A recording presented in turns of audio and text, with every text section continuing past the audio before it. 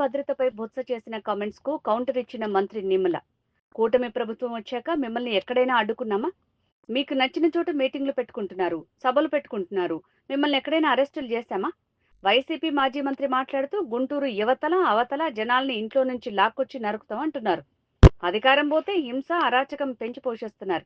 మీరు ఢిల్లీ వెళ్లి అమిత్ షాను కాదు కలవాల్సింది, సిబిఐ కేసుల వాయిదాలకు హాజరవ్వాలి.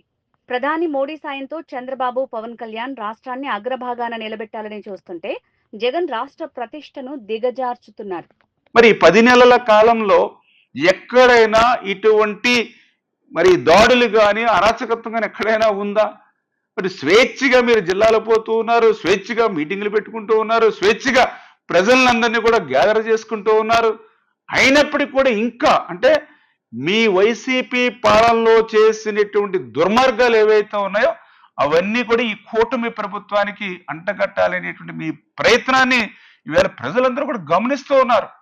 నిన్న కూడా మీ మాజీ మంత్రి మాట్లాడుతూ ఉన్నాడు, ఏదైతే గుంటూరుకి యువతల ఇంటిలోంచి బయటికి లాగి కొడతాం, గుంటూరు అవతల ఇంట్లోంచి బయటికి లాగి నరుకుతాం అంటూ ఉన్నాడు. ఎప్పుడో అధికారం వచ్చాక చేస్తానంటున్నావు. మరి వేళ కూటమి ప్రభుత్వం అధికారంలో ఉందని ఆ పని మేము చేస్తున్నామా? ఎందుకు ఇటువంటి విద్వేషాలు రెచ్చగొడుతూ ఉన్నారు? ఎందుకు ఇటువంటి ప్రాంతాల మధ్య, కులాల మధ్య ఎందుకు చిచ్చు పెట్టాలనేటువంటి ప్రయత్నం చేస్తా ఉన్నారు?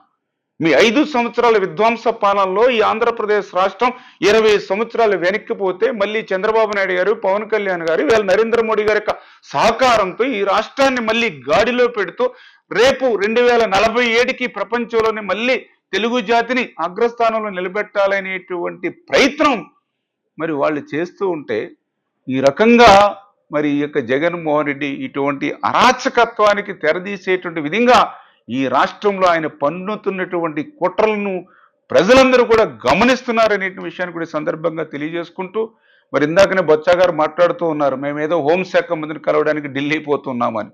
మీరు ఢిల్లీకి కాదు పోవాల్సింది, ఏదైతే మీ సిబిఐ కోర్టు వాయిదాలకి ఏదైతే వెళ్ళలేకపోతున్నారో అంచేత ముందు ఆ సిబిఐ కోర్టు వాయిదాలకి ఈ జగన్మోహన్ రెడ్డిని వెళ్ళమని కోరుతూ ఆంధ్రప్రదేశ్ రాష్ట్రం ఇప్పుడున్నటువంటి స్థితిలో ప్రజలందరూ కూడా ఒక్కడే కోరుకుంటూ ఉన్నారు, మళ్ళీ ఏదైతే పరిశ్రమలు, పారిశ్రామికవేత్తలు, పెట్టుబడులు వచ్చి యువతకు మళ్ళీ విద్య, ఉద్యోగ అవకాశాలు కలుగుతూ ఉన్నాయి.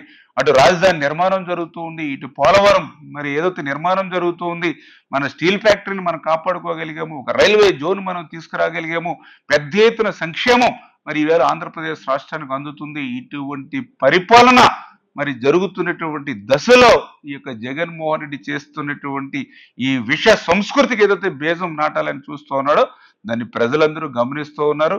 ఖచ్చితంగా మొన్న ఏదైతే ఎన్నికల్లో ఇచ్చినటువంటి తీర్పు ఏదైతే ఉందో దాని నుంచి పాఠాలు నేర్చుకుని దాని నుంచి గుణపాఠాలు నేర్చుకోకపోతే రేపు భవిష్యత్తులో ప్రజల నుండి మరింత ఈ రాష్ట్రంలో కనీసం 11 సీట్లు కాకుండా రేపు శాశ్వతంగానే బెంగళూరుకు కూడా పరిమితం అయిపోయేటువంటి పరిస్థితి ఉంటుందని చెప్పి జగన్మోహన్ రెడ్డి గారు హితవు పలుకుతూ ఉన్నారు.